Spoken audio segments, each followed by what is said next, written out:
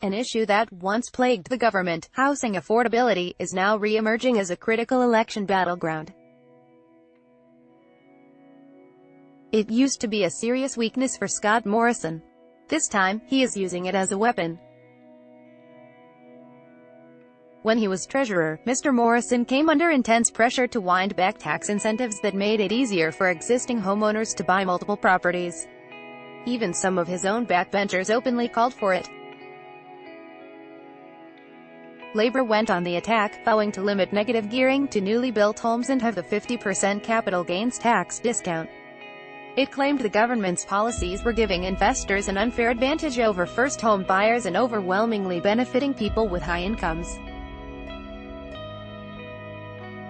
Now the politics have changed. The dramatic fall in house prices over the past 18 months threatens to undermine Mr. Shorten's argument. The government has pounced.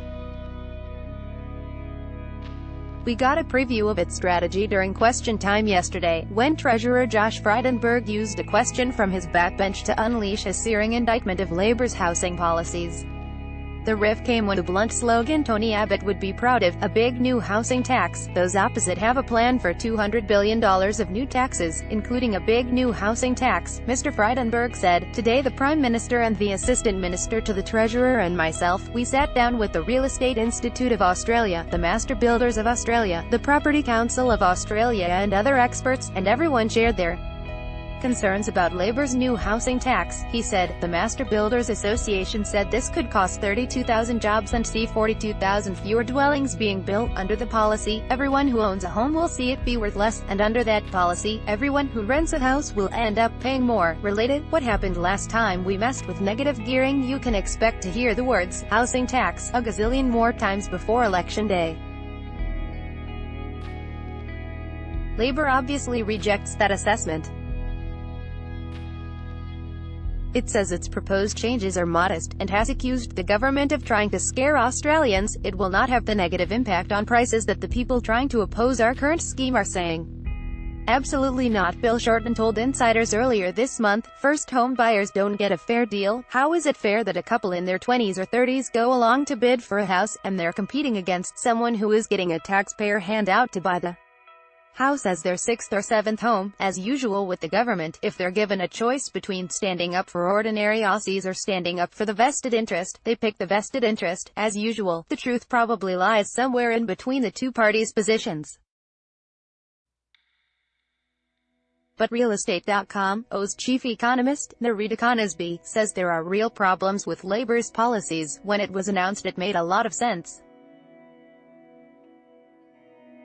We did have a problem in many of our big cities. There was too much property investment taking place, and the market was really shutting out first-home buyers, Ms. Conisbee told news.com.au. However, a sharp drop-off in property investors since then has changed the situation. We've already kind of scared property investors off. They don't like buying in falling markets.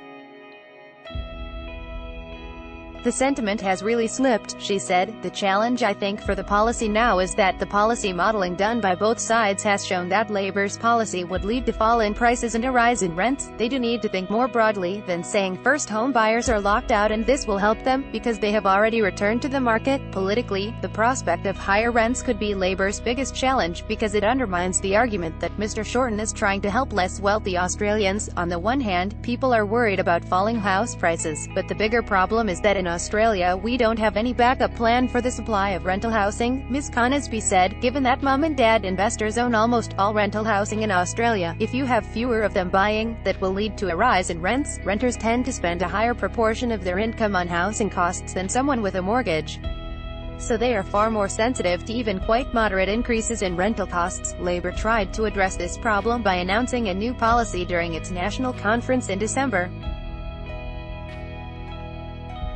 It will offer investors who build new homes under 15-year subsidies, totaling $8,500 per year, provided they lease the properties for 20% below market rent. The point is to help people on low and moderate incomes secure housing now, and simultaneously allow them to save more for their own homes in the future. Will that be enough to ease the fears of renters, whom the government is about to bombard with dire warnings about higher rent? We will find out in a few months.